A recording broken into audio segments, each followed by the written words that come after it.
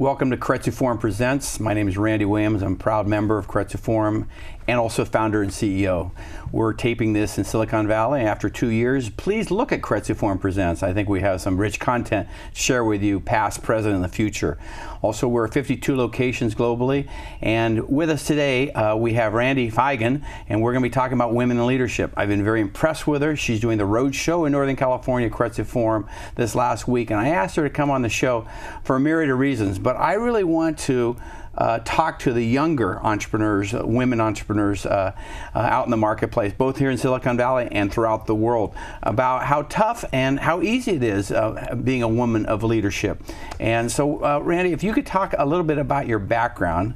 And again, I want you to brag, because one, women don't brag, men do, but I want you to brag a little bit about your background and then talk about your company, and then we're going to drill down on all the nuances of what it takes to be a successful woman in the startup ecosystem. Awesome. Well, thank you for having me. It's great to be here. Thank you for all you're doing with the startups and entrepreneurs and women. And so for me, my background, I'm from New York originally.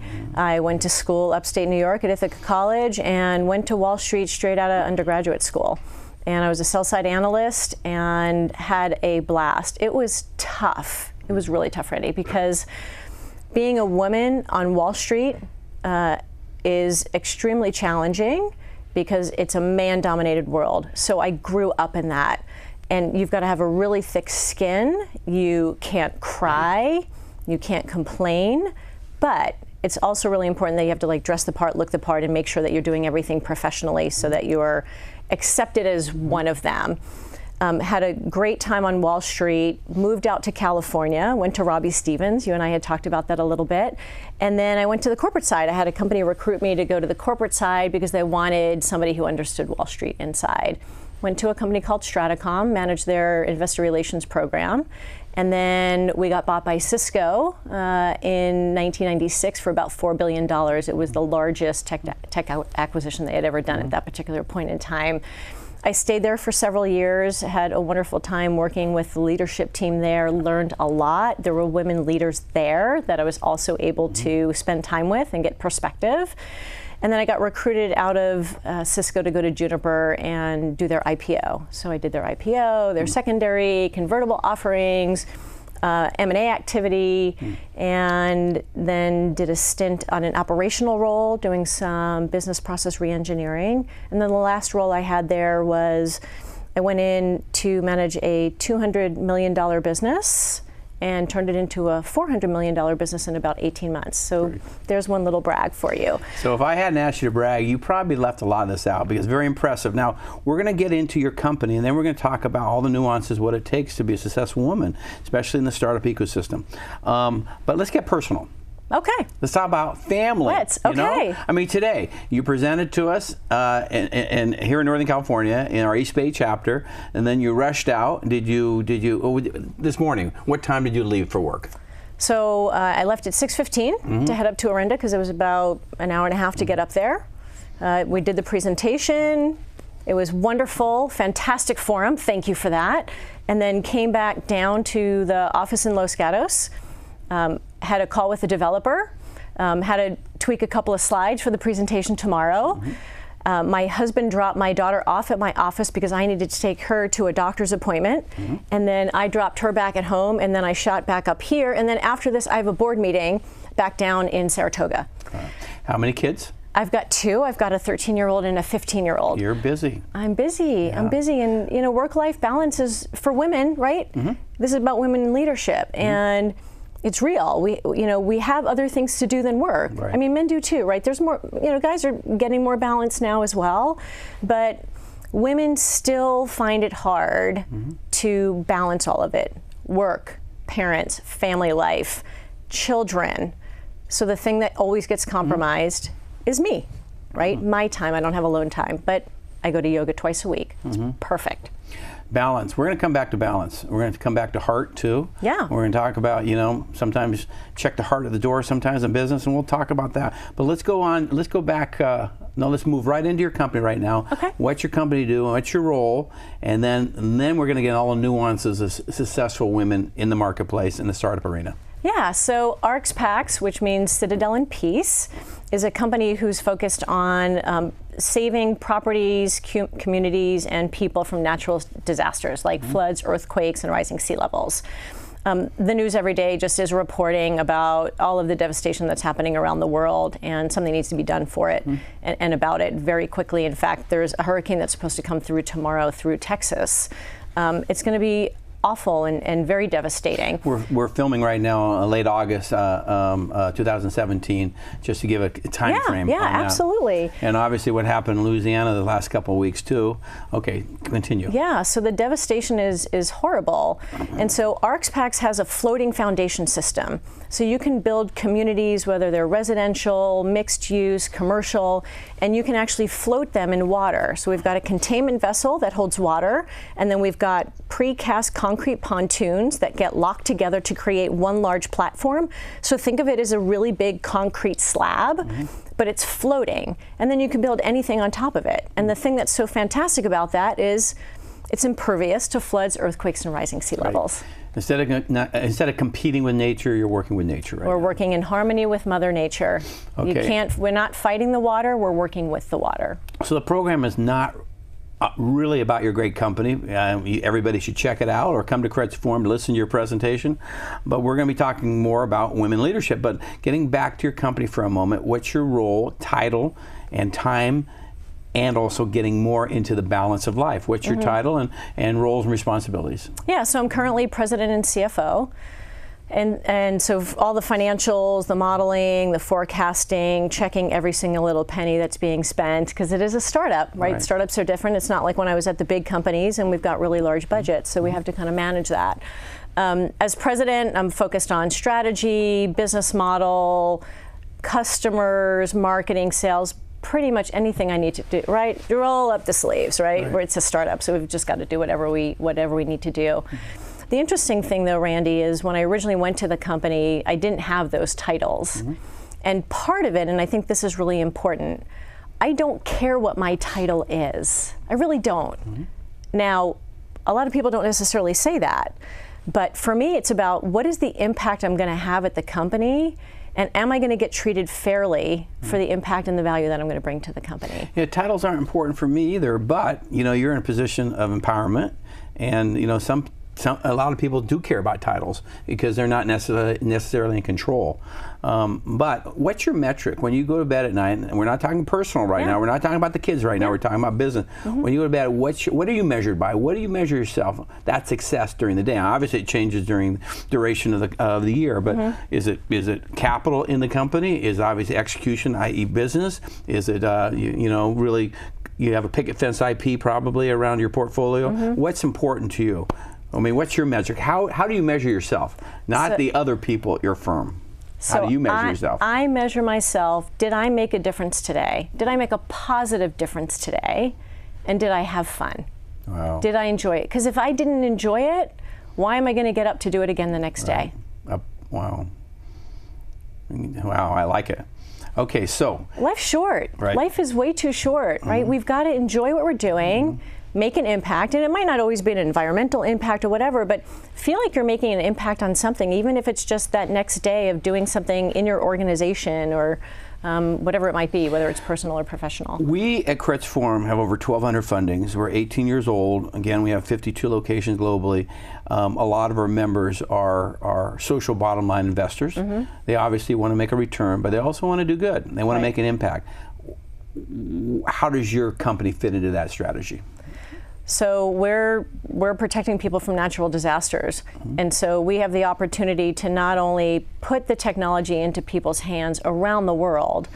You've got companies out in the South Pacific, countries like Kiribati, as an example. They are the lowest lying nation in the world. They are losing land. They don't have potable water. They're losing their agriculture. Their country is disappearing into the ocean. We can help them. And you have contacts? You have are you working there right now? We've got great contacts. In fact, the Ambassador Barrow came to our offices after our CEO and founder had met with her at the UN. Wow. And they're very excited about what we're doing. 60 Minutes, if you're watching, this would be cool to report on your great company. I completely agree. Okay, but we're talking about women leadership. So I think I know you're a giver, so let's talk about giving, the mentoring you've done with young women and helping them. So when a woman enters a workforce, and we're focused obviously on the startup ecosystem. Sure. Tell what questions do they have, and what knowledge do you give them, and obviously you share your background and stories. So give us some anecdotes what you share with the young women. Yeah, so there's a few things. One is it's always important for you to have the work-life balance that is right for you. Mm-hmm. And that's going to depend upon your life at any particular given time. And we can get into the personal part about that later if you're interested. But it's also important to understand that when you go in, you've got to understand what the environment is, to show that you can go in and you can add value, that you can make a difference, working to get that seat at the table with the other leaders of the company. And the only way you're going to do that is by proving yourself out. So one of the big things that I think is important that I share with women is you got to get your foot in the door. You've got to prove yourself. There's no entitlement. Mm-hmm. Mm-hmm. Right? We don't just get it because we're women, mm-hmm. right? In fact, many cases we have to work harder for it. So go in, work your butt off, and show them that you're capable and you can do it. And then usually the rest will come and follow that. Mm. I also think it's really important to dress the part, play the part, right? If you want to be viewed professional, act professional, dress professional. Mm-hmm. What does that mean? It means, there's employee events that happen. Maybe there's drinking. Mm-hmm. You know what? I don't drink at employee events. If there are employees there, I'm a leader of the company, I'm a leader of the company. I try to set the example, I try to be the role model, mm-hmm. and I think it's really important to, have the respect and also really to respect others. Mm-hmm. And young men, what do you, you don't mentor them, but my son, he's with a publicly traded company, and he understands that decorum too. I mean, he's going to become a part. He will have fun, but he'll probably stay away from drinking. He doesn't drink really at all, but he understands that decorum. So getting back to dress, because we talked earlier about that. So tell us what that looks like. The dress piece? Uh-huh. Well, I'm wearing a pantsuit. So in the old days, back in the 1900s, right. I would wear a skirt suit. Mm-hmm. Right? I was working on Wall Street, skirt suit, but still very conservative, mm-hmm. right? You don't see a lot of skin. It was like just above the knee, but I'm not looking for people to look at me. I wasn't trying to find a boyfriend at work. I wasn't trying to find a husband at work. I was there to do a job and to be taken seriously and to be taken as a professional. So when men don't have the decorum, so tell us how that works. And we talked earlier, and you said don't take the bait. What does that mean? Don't take, frame the conversation. Yeah. So let's frame it for a second, because there's always going to be advances and situations that put men or women in an uncomfortable position, mm-hmm. right? And I think it's important that if that happens, find a way around it. My mechanism is usually humor, mm-hmm. right? So you laugh, ha ha ha, and you sort of move on and change the conversation. Nice. And so it's no disrespect, right? So you don't want to make the gentleman or woman, whoever it might be, you don't want to make them feel that they have completely overstepped mm-hmm. their bounds, even if they have. But if you still want to maintain that relationship and make it professional, you got to figure out how to get it out of the way. You asked me earlier also about... I wanted to ask you. Yeah. So you've got 3 fantastic women working for you. Here in Northern California, Here in Northern California, that I've seen here for the last few days, mm-hmm. who I think are rock stars for you. What do you see? You hired them. What did you see in them? What do you think their attributes and their values are? Well, they're whip smart. They get it. They like each other. Mm-hmm. They like the TEAM, team aspects of it. They understand roles and responsibilities. Fortunately, I'm hands-off. And if I need to be hands-on, they wouldn't be working with me because I need hands-off because of my bandwidth, and they understand that and they respect that. But they're also having fun, and that balance, which we are going to talk about in a moment, is very important. And I want them to have work. I want them to have balance both personally and also in the business arena. And ironically, we did move to a cool incubator this last year because I was thinking, and I think they acknowledged, and probably it was their idea, but they didn't let me know it. But there's probably 200 or 300 young people in this incubator. And incubators are pretty cool in San Francisco. Right. And also, they're all around the world now. But it's great to have them have fun during the day and then execute, of course, during the day. But, I don't want them to be at the office, I want them to go out and, whatever they want to do. But I would say that word get it, or the words get it, is very important to me. And they get it. They know exactly what they're tasked to do. But let's brag about Lauren, for instance. Lauren Anderson's our entrepreneurial director, and I can see her heart and empathy always go and side with the entrepreneur. We have a job to do. We have a monthly cycle of really bringing in great companies that we invest in or not. But she'll spend weeks afterwards on the due diligence calls, interfacing with the entrepreneurs, making sure that there's the right platform for you to raise the capital or not. But because legally, what we're legally facilitators. We bring together investors. Those are the members of our organization with great entrepreneurs like yourself. But when funds are given to you, 100% comes to you. It doesn't flow back to us. We're not soliciting the capital. You are then obviously interfacing and working with the members to garner their interest. But she makes sure you have the right platform and always there. And so she's always there, and I will, if I distract her during the day, I know what she's doing. She's talking to entrepreneur, So, well, why do you like my team? Because they're on top of what they do, right? They're responsive, they get back to you, they understand the needs and the requirements. Okay. I don't care what they look like, I don't care what gender they are, right? What I care about is if I send Carla or Lauren or Kate or any of them an email, I have a response pretty quickly, right? And when Lauren says your video is going to work when I put it up there, I trust her that that it's going to work. And we're not going to throw anybody on the bus, but we've been in situations, because I've been doing business now the last 40 years, but I will say other team members, not necessarily Keiretsu Forum team members, past companies I was involved with, and when I was CEO, or the founder, and trust is a big deal. If I didn't trust this team, then it would be uncomfortable for everybody, and I trust them. And so that comfort level is powerful. And but we also, I have to impart that because I want them to have the balance, because sometimes if they don't feel the trust, they work too much and they burn themselves out. And I see that a lot out in the marketplace. Yeah. So how do you tell young women to stand up for their rights and say, hey, I need the balance, and I'm gonna be a rock star, and I'm gonna make it happen, and I got my metrics are really clear, and I'm going to have great job satisfaction, but I'm gonna deliver and also be balanced, because it's a tricky balance. And I am not claiming by any means that I'm really good at it. I'm aware of it. And I think it's important for us to be self-aware of maybe what we want and then what we're actually giving into it.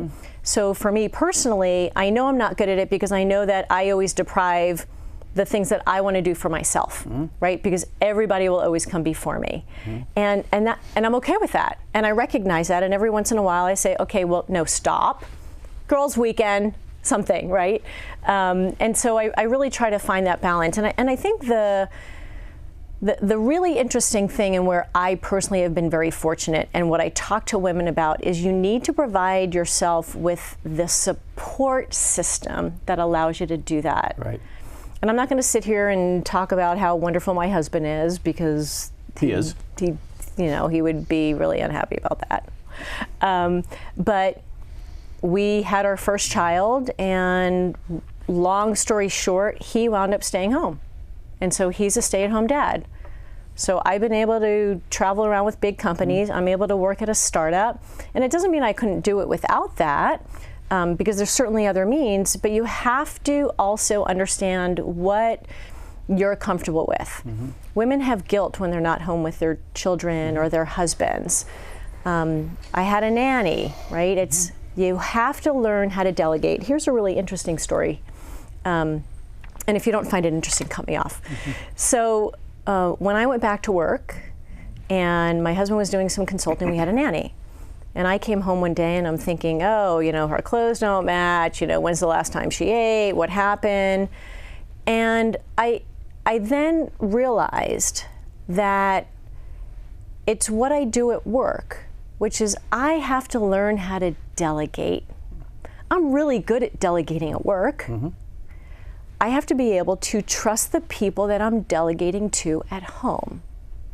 And once I got over that hurdle and recognized for myself, not that I'm trying to treat my household like a business, but I thought about it from that perspective of how do I get through all of this at work is I trust people to do things for me and with me and on behalf of me. But what if they don't do it the way you like it? Then you get rid of them. No, I'm talking about home. Then you get rid of them. Get rid of them. You can't, I'm talking about your you can get your rid of a husband nanny. or your well, children. yeah. They're not doing the way you like it. Exactly. So it's really a function of you. There's certain things you also have to let go. Yeah. Right. You just. Yeah, I hope my wife watches this because she doesn't trust me in the kitchen, but she doesn't think I try hard enough. And the thing is that, you know, let me try it my own way, you know, and it's hard to release that, and that's getting back to trust, you know. You trust your employees, you trust your spouses, you know, and, you know, we're trying. Yeah, but you know what I've learned too is pick your battles. Whether you're in the workplace, whether you're at home, with your husband, spouse, you don't like what they're doing in terms of the cleanliness, the kitchen, your kids, right? Are you going to focus on they didn't brush their hair or brush their teeth versus they didn't get their homework done, right? We can't obsess over every little thing. We just sometimes got to let stuff go. Yeah. So let's have some fun. This is totally unscripted today, and let's talk about the top 5 things you see and sense for women to be successful in the marketplace today, especially in Silicon Valley. Because obviously, you know, just this last week, you know, there's a termination because of diversity issues at Google, you know, for speaking his mind. We're not going to get into that, but let's talk about top 5 things, and I'll help you along the way, you know, but what do you think it takes to be a rock star, woman entrepreneur in this environment? So I think you need, so I talked about it a little bit earlier, dress the part, look the part, act the part, right? So part of it is sort of how you're presenting yourself. To me, I think that's a really big part of it. I think being authentic is absolutely critical. Great word. What's that mean? I know the definition of authentic, but does that mean be yourself?